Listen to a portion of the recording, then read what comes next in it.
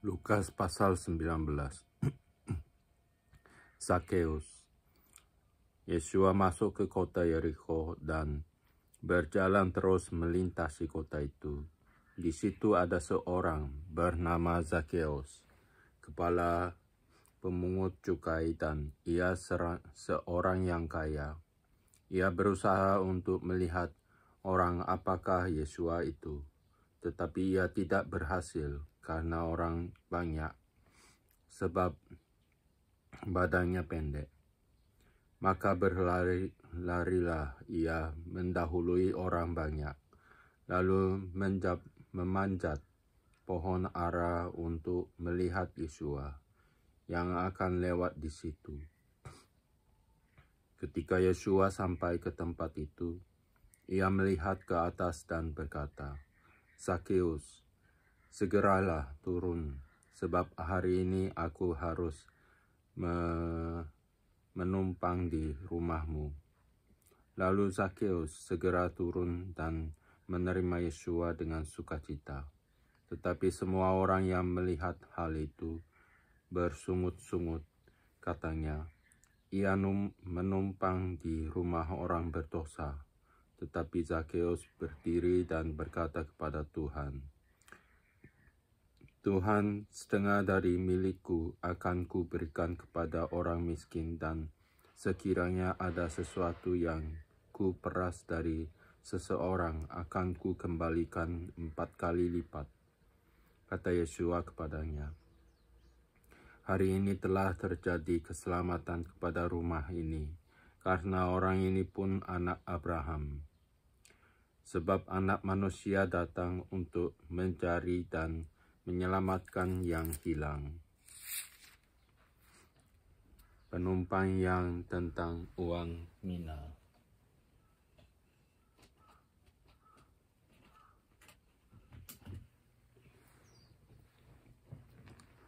Untuk mereka yang mendengarkan dia di situ, Yesua melanjutkan perkataannya dengan suatu perumpamaan, sebab ia sudah dekat Yerusalem dan mereka menyangka bahwa kerajaan Allah akan segera kelihatan. Maka ia berkata, ada seorang bangsawan berangkat ke sebuah negeri yang jauh untuk dinobatkan menjadi raja di situ, dan setelah itu baru kembali. Ia memanggil 10 orang hambanya dan memberikan 10 mina kepada mereka. Katanya, "Pakailah ini untuk berdagang sampai aku datang kembali." Akan tetapi orang-orang sebangsanya membenci dia, lalu mengirimkan utusan menyusul dia untuk mengatakan, "Kami tidak mau orang ini menjadi raja atas kami." Dan terjadilah ketika ia kembali setelah ia dinobatkan menjadi raja, ia menyuruh memanggil hamba-hambanya yang telah diberinya uang itu untuk mengetahui berapa hasil dagang mereka masing-masing. Orang yang pertama datang dan berkata, "Tuan, mina Tuan yang satu itu telah menghasilkan 10 mina." Katanya kepada orang itu, "Baik sekali perbuatanmu itu, hai hamba yang baik. Engkau telah setia dalam perkara kecil. Karena itu terimalah kekuasaan atas 10 kota." Datanglah yang kedua dan berkata, "Tuan, mina Tuan telah menghasilkan 5 mina." Katanya kepada orang itu, "Dan engkau kuasailah 5 kota." Dan hamba yang ketiga datang dan berkata, "Tuan, inilah mina Tuan. Aku telah menyimpannya dalam sapu tangan, sebab aku takut akan Tuan, karena Tuan adalah manusia dan yang keras. Tuhan mengambil apa yang tidak pernah Tuhan taruh, dan Tuhan menuai apa yang tidak Tuhan tabur. Katanya kepada orang itu, "Hai hamba yang jahat, aku akan menghakimi engkau menurut perkataanmu sendiri. Engkau sudah tahu bahwa aku adalah orang yang keras, yang mengambil apa yang tidak pernah aku taruh dan menuai apa yang tidak aku tabur. Jika demikian, mengapa uangku itu tidak kau berikan kepada orang yang menjalankan uang? Maka sekembaliku aku dapat mengambilnya serta dengan bunganya." Lalu katanya kepada orang-orang yang berdiri di situ, "Ambillah mina yang satu itu daripadanya, dan berikanlah kepada orang yang mempunyai 10 mina itu." Kata mereka kepadanya, "Tuan, ia sudah mempunyai 10 mina." Jawabnya, "Aku berkata kepadamu, setiap orang yang mempunyai, kepadanya akan diberi, tetapi siapa yang tidak mempunyai, daripadanya akan diambil juga apa yang ada padanya. Akan tetapi semua seteruku ini yang tidak suka aku menjadi rajanya, bawalah mereka kemari dan bunuhlah mereka di depan mataku." Yesua dielu-elukan di Yerusalem. Dan setelah mengatakan semuanya itu, Yesua mendahului mereka dan meneruskan perjalanannya ke Yerusalem. Ketika ia telah dekat Betfage dan Betania yang terletak di gunung yang bernama Bukit Zaitun, Yesua menyuruh 2 orang muridnya dengan pesan, "Pergilah ke kampung yang di depanmu itu. Pada waktu kamu masuk di situ, kamu akan mendapati seekor keledai muda tertambat yang belum pernah ditunggangi orang. Lepaskanlah keledai itu dan bawalah kemari. Dan jika ada orang bertanya kepadamu, 'Mengapa kamu melepaskannya?' jawablah begini, 'Tuhan memerlukannya.' Lalu pergilah mereka yang disuruh itu, dan mereka mendapati segala sesuatu seperti yang telah dikatakan Yesua. Ketika mereka melepaskan keledai itu, berkatalah orang yang mempunyai keledai itu, 'Mengapa kamu melepaskan keledai itu?' Kata mereka, 'Tuhan memerlukannya.' Mereka membawa keledai itu kepada Yesua, lalu mengalasinya dengan pakaian mereka dan menolong Yesua naik ke atasnya. Dan sementara Yesua mengendarai keledai itu, mereka menghamparkan pakaiannya di jalan. Ketika ia dekat di Yerusalem, di tempat jalan menurun dari Bukit Zaitun, mulailah semua murid yang mengiringi dia bergembira dan memuji Allah dengan suara nyaring oleh karena segala mujizat yang telah mereka lihat. Kata mereka, "Diberkatilah Dia yang datang sebagai Raja dalam nama Tuhan. Damai sejahtera di surga dan kemuliaan di tempat yang maha tinggi." Beberapa orang Farisi yang turut dengan orang banyak itu berkata kepada Yesua, "Guru, tegurlah murid-muridmu itu." Jawabnya, "Aku berkata kepadamu, jika mereka ini diam, maka batu ini akan berteriak." Dan ketika Yesua telah dekat dan melihat kota itu, ia menangisinya. Katanya, "Wahai betapa baiknya jika pada hari ini juga engkau mengerti apa yang perlu untuk damai sejahteramu.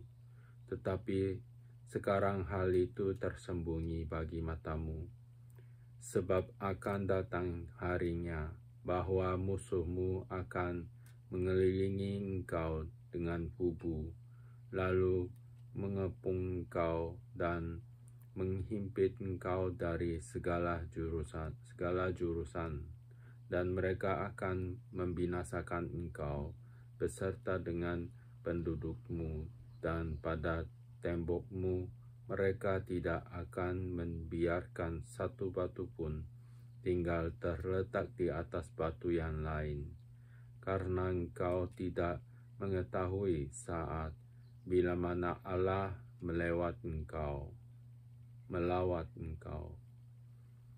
Yesua menyucikan bait Allah.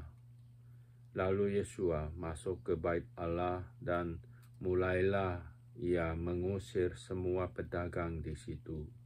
Katanya kepada mereka, ada tertulis, rumahku adalah rumah doa, tetapi kamu menjadikannya sarang penyamun. Tiap-tiap hari ia mengajar di dalam bait Allah. Imam-imam kepala dan ahli-ahli Taurat serta orang-orang terkemuka dari bangsa Israel berusaha untuk membinasakan dia, tetapi mereka tidak tahu bagaimana harus melakukannya, sebab seluruh rakyat terpikat kepadanya dan ingin mendengarkan dia. Pasal 20. Pertanyaan mengenai kuasa Yesua. Pada suatu hari ketika Yesua mengajar orang banyak di bait Allah dan memberitakan Injil, datanglah imam-imam kepala dan ahli-ahli Taurat serta tua-tua ke situ. Dan mereka berkata kepada Yesua, katakanlah kepada kami dengan kuasa manakah engkau melakukan hal-hal itu, dan siapa yang memberikan kuasa itu kepadamu? Jawab Yesua kepada mereka, aku juga akan mengajukan suatu pertanyaan kepada kamu. Katakanlah kepadaku, baptisan Yohanan itu dari sorga atau dari manusia? Mereka mempertimbangkannya di antara mereka dan berkata, jikalau kita katakan dari sorga, ia akan berkata, mengapakah kamu tidak percaya kepadanya? Tetapi jikalau kita katakan dari manusia, seluruh rakyat akan melempari kita dengan batu, sebab mereka yakin bahwa Yohanan adalah seorang nabi. Lalu mereka menjawab bahwa mereka tidak tahu dari mana baptisan itu. Maka kata Yesua kepada mereka, jika demikian, aku juga tidak mengatakan kepadamu dengan kuasa manakah aku melakukan hal-hal itu. Perumpamaan tentang penggarap-penggarap kebun anggur. Lalu Yesua mengatakan perumpamaan ini kepada orang banyak. Seorang membuka kebun anggur, kemudian ia menyewakannya kepada penggarap-penggarap, lalu berangkat ke negeri lain untuk waktu yang agak lama. Dan ketika sudah tiba musimnya, ia menyuruh seorang hamba kepada penggarap-penggarap itu, supaya mereka menyerahkan sebagian dari hasil kebun anggur itu kepadanya. Tetapi penggarap-penggarap itu memukul hamba itu dan menyuruhnya pulang dengan tangan hampa. Sesudah itu ia menyuruh seorang hamba yang lain, tetapi hamba itu juga dipukul dan dipermalukan oleh mereka. Ia lalu disuruh pulang dengan tangan hampa. Selanjutnya ia menyuruh hamba yang ketiga, tetapi orang itu juga dilukai oleh mereka, lalu dilemparkan ke luar kebun itu. Maka kata tuan kebun anggur itu, apakah yang harus ku berbuat? Aku akan menyuruh anakku yang kekasih, tentu ia mereka segani. Tetapi ketika penggarap-penggarap itu melihat anaknya itu, mereka berunding. Katanya, ia adalah ahli waris. Mari kita bunuh dia, supaya warisan ini menjadi milik kita. Lalu mereka melemparkan dia ke luar kebun anggur itu dan membunuhnya. Sekarang apa yang akan dilakukan oleh tuan kebun anggur itu dengan mereka? Ia akan datang dan membinasakan penggarap-penggarap itu dan mempercayakan kebun anggur itu kepada orang-orang lain. Mendengar itu, mereka berkata, sekali-kali jangan. Tetapi Yesua memandang mereka dan berkata, jika demikian, apakah arti nas ini? Batu yang dibuang oleh tukang-tukang bangunan telah menjadi batu penjuru. Barang siapa jatuh ke atas batu itu, ia akan hancur, dan barang siapa ditimpa batu itu, ia akan remuk. Lalu ahli-ahli Taurat dan imam-imam kepala berusaha menangkap dia pada saat itu juga, sebab mereka tahu bahwa merekalah yang dimaksudkannya dengan perumpamaan itu, tetapi mereka takut kepada orang banyak. Tentang membayar pajak kepada Kaisar, ahli-ahli Taurat dan imam-imam kepala mengamati Yesua. Mereka menyuruh kepadanya mata-mata yang berlaku seolah-olah orang jujur, supaya mereka dapat menjeratnya dengan suatu pertanyaan dan menyerahkannya kepada wewenang dan kuasa wali negeri. Orang-orang itu mengajukan pertanyaan ini kepadanya. Guru, kami tahu bahwa segala perkataan dan pengajaranmu benar dan engkau tidak mencari muka, melainkan dengan jujur mengajar jalan Allah.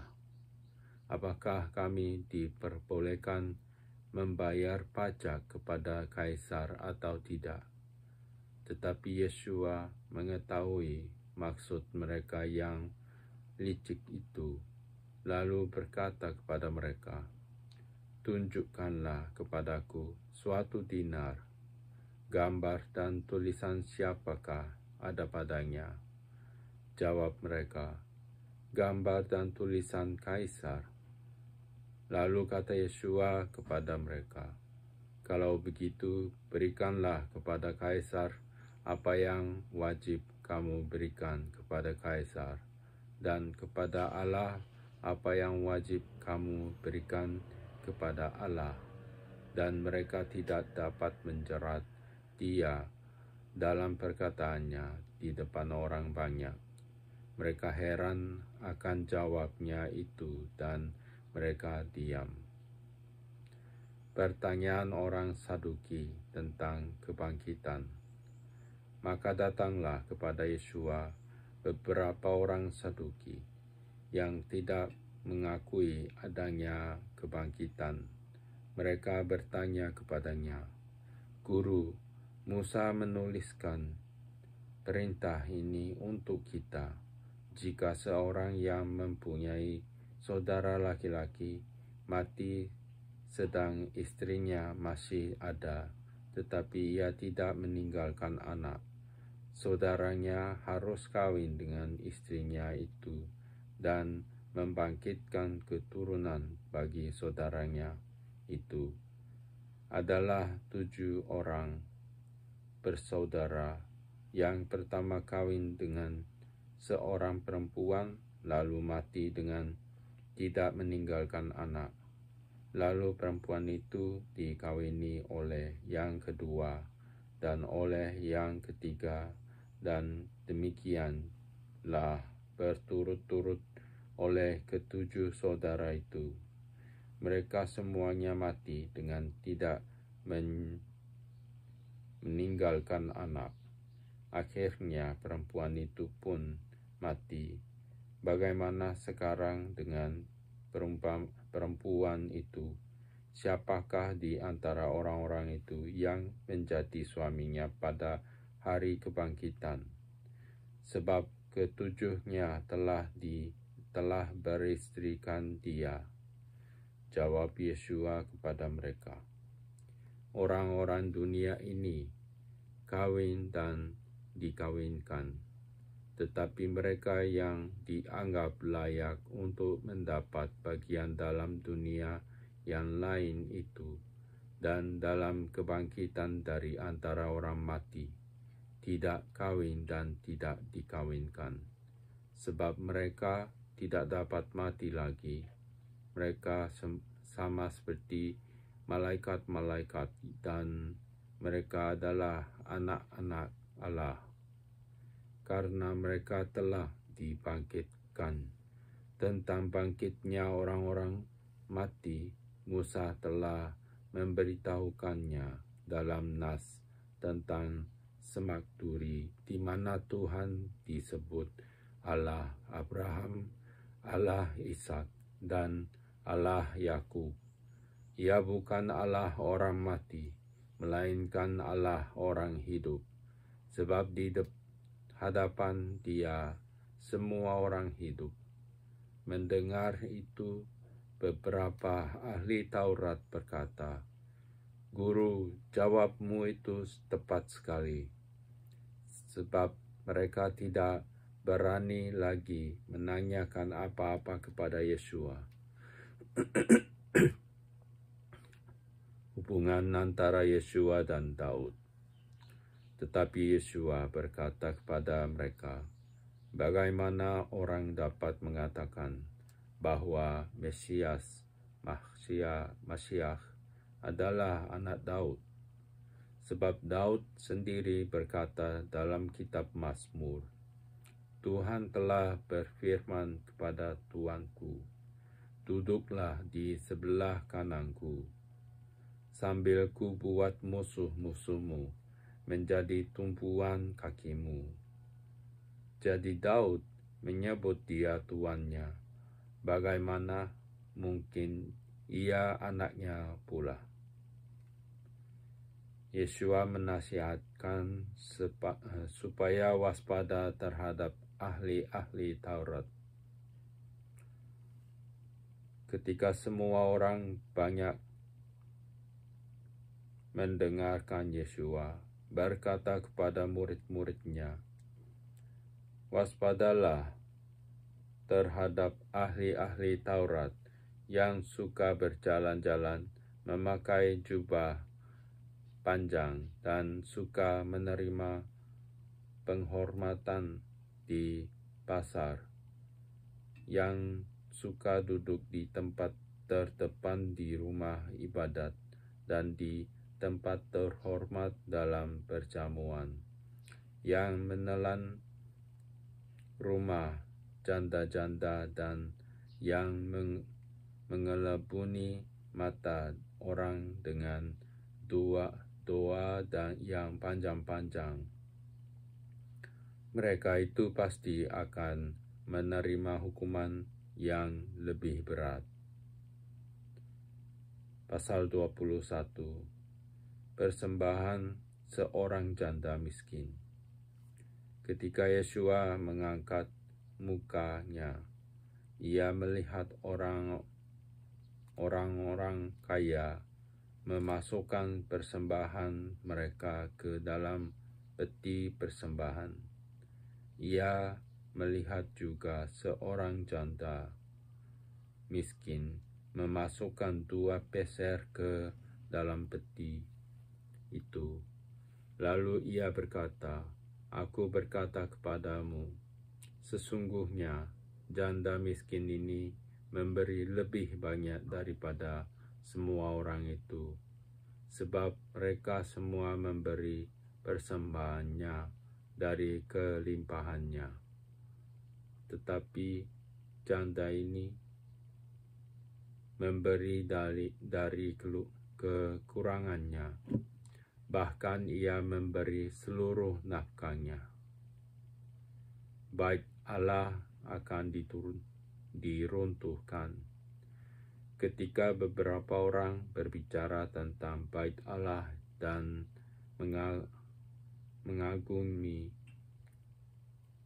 bangunan itu yang dihiasi dengan batu yang indah-indah dan dengan berbagai barang persembahan, berkatalah Yeshua, "Apa yang kamu lihat di situ, akan datang harinya di mana tidak ada satu batu pun akan dibiarkan terletak di atas batu yang lain. Semuanya akan diruntuhkan."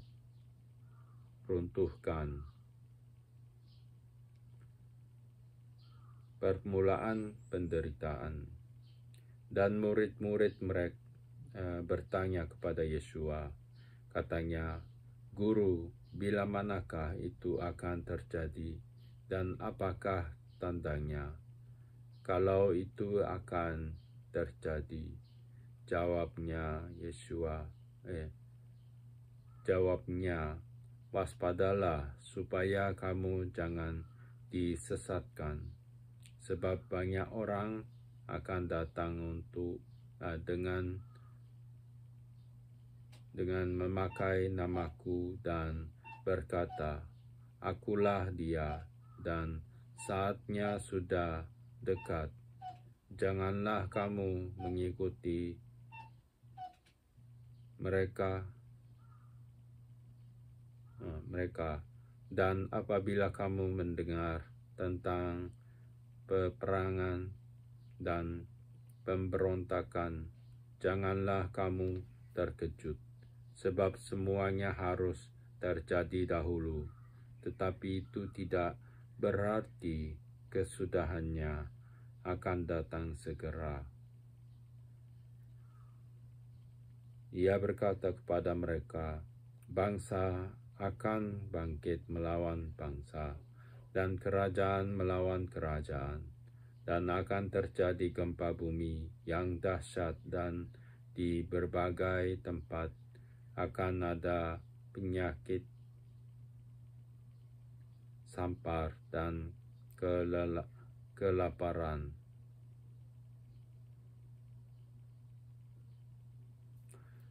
Dan akan terjadi juga hal-hal yang mengejutkan dan tanda-tanda yang dahsyat dari langit. Tetapi sebelum semuanya itu, kamu akan ditangkap dan dianiaya. Kamu akan diserahkan ke rumah-rumah ibadat dan penjara-penjara, dan kamu akan diharapkan kepada raja-raja dan pengusaha-pengusaha oleh karena namaku. Hal itu akan menjadi kesempatan bagimu untuk bersaksi.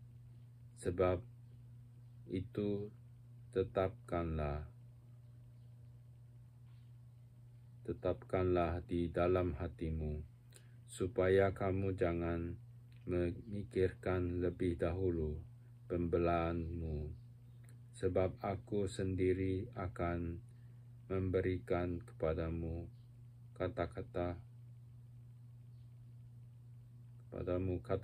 hikmat, sehingga kamu tidak dapat ditentang atau dibantah lawan-lawanmu, dan kamu akan diserahkan juga oleh orang tuamu, saudara-saudaramu, kaum keluargamu dan sahabat-sahabatmu, dan beberapa orang di antara kamu akan dibunuh, dan kamu akan dibenci semua orang oleh karena namaku. Tetapi tidak sehelai pun dari rambut kepalamu akan hilang, kalau kamu tetap bertahan. Kamu akan memperoleh hidupmu.